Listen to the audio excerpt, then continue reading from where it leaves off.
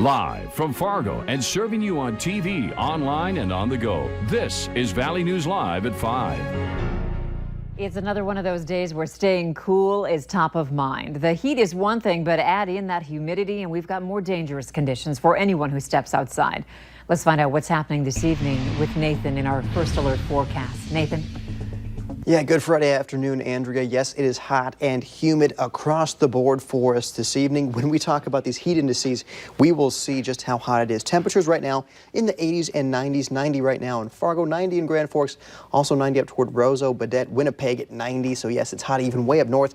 But look at the heat indices right now. 95, that heat index in Fargo, 95 also in Grand Forks. But for our friends in Roseau, 100 degrees is that heat index. So that's that dangerous hot that we're seeing there in our northern Minnesota neighborhoods. So that's where if you do spend a lot of time outdoors this evening, make sure to stay hydrated and of course take those breaks as much as you can, as often as you can, if you are out and about for long periods of time tonight. Now, looking at satellite and radar, we are pretty quiet across the board. We do have some shower activity moving into Towner County. We'll zoom in there and see just a little bit of rain approaching the Rolla area at this time, perhaps just outside of Candu toward Rock Lake as well. But by and large, if you are stepping out tonight, things will be dry for us. But Andrea, we do have first alert weather days for both tomorrow and for Sunday as we are tracking some weekend storms. And so we'll talk about all that coming up in a couple minutes. All right. Thanks, Nathan.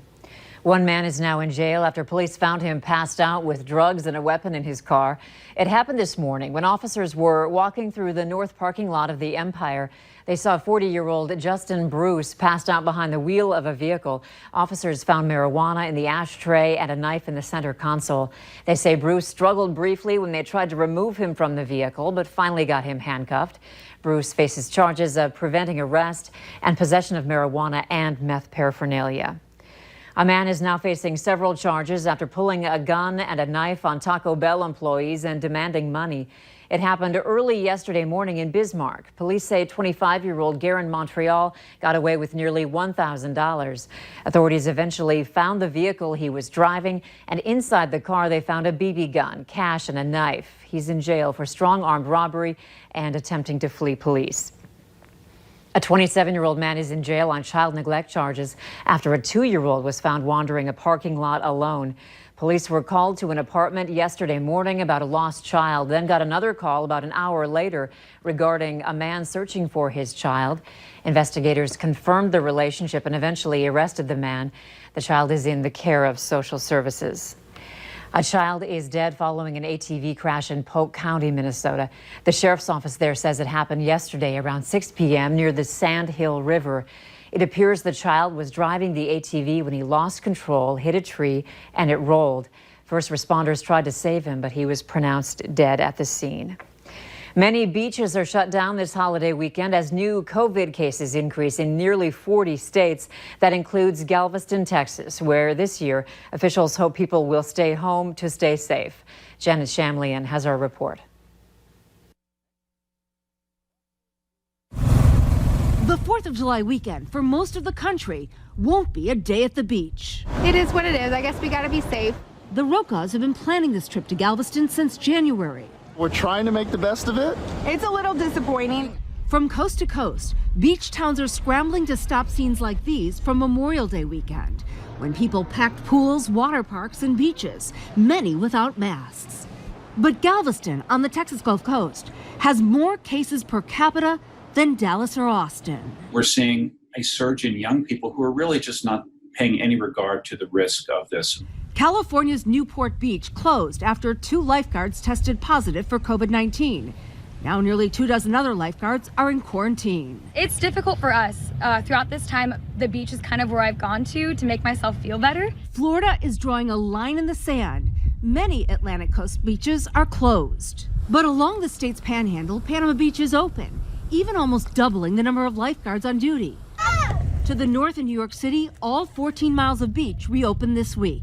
We're heading in the right direction right now. It ain't over yet. But back in Galveston, the owner of this popular beachside spot worries where tourists will go. And there's going to be an inability for them to enjoy themselves on the beach.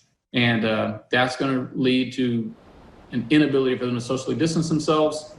And it could be more of a hindrance than a solution. Galveston Island and so many beach towns rely on this big summer weekend for their livelihoods, but health was a priority this year. Officials say it will be a few weeks before they know whether cases drop and if their gamble to close the beaches paid off. State health officials are confirming 65 new cases of COVID-19 across North Dakota. The death toll in the state still sits at 80. There are currently 20 patients hospitalized with COVID-19, while over 3,200 people are listed as recovered. There are 376 active cases in the state.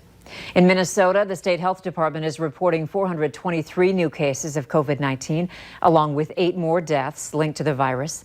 Officials say this now brings the death toll in Minnesota to 1,466. 1,150 of those deaths happened in a long-term care facility. The active case count in the state now sits at 3,811. Over 32,000 people are recovered. Health officials are alerting you to a case of rabies in North Dakota. A skunk in Pettibone tested positive for the virus after it attacked a homeowner's cat. The health department says skunks are a common carrier for rabies and people need to watch out for them. It's also a reminder to make sure your pets are up to date on vaccinations. If you suspect you may have been bitten by a rabid animal, then you need to go to the hospital right away. Airports and airlines expect the 4th of July holiday weekend to be the busiest travel days since mid-March. But still, passenger traffic is down about 75% from last year. If you are planning to fly, it'll look a lot different. Chris Van Cleve took a flight to find out. First flight since March. Starts with a temperature check. And before checking in, I had to certify I didn't have a fever or any other COVID symptoms. At the airport, it's plexiglass barriers and reminders to keep your distance, flyers and masks and face shields. Many stores and restaurants remain closed. TSA looks different too. Face covering while on board. I just want to be extra cautious. Wearing gloves and carrying wipes, we met Dana Kaufman at the gate, flying to Chicago to see her parents. Finally get to see them since I haven't seen them during the coronavirus pandemic. Before we got on, the plane was cleaned using an electrostatic fogger like this to quickly disinfect the cabin between flights. Good morning. Boarding was done back to front. Flight attendants greeting you with sanitizing wipes. I brought my own to wipe down the area around my seat.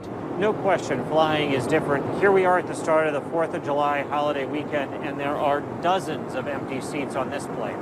In-flight service is limited.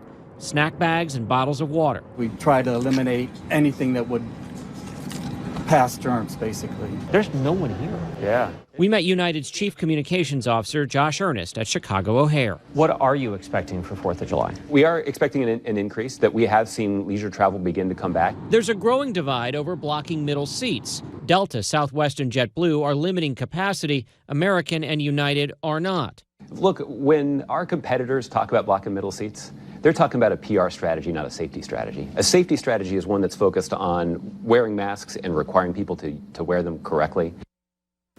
Every airline does social distancing differently, and there are no regulations requiring an airline to do it. United notifies flyers when the plane is more than 70% full, allowing them to change flights if they wish. United says only about 2% of flyers actually do that. President Donald Trump is kicking off his Independence Day weekend tonight with a bang at Mount Rushmore. The president will speak just below the memorial to Washington, Jefferson, Roosevelt, and Lincoln, and his speech will be followed by a fireworks display. Organizers have issued 7,500 tickets. They plan to screen those who attend for symptoms of COVID-19 and will provide masks. But Republican Governor Kristi Noem has said social distancing will not be required and masks will be optional. We have a correction on a story we ran yesterday. The city of Fargo will begin its phase 2 of reopening on Monday, July 13th. That includes all City Hall Department reception doors being open to the public. The City Commission chambers will increase its capacity to 125 people. Public meetings will be in person, but also will be virtual. Matt Bus will operate fare-free through December 31st, and Fargo Public Library locations will be open to the public. A U.S. soldier is allegedly bludgeoned to death on an Army base, and investigators believe they know who did it. That story is still ahead tonight.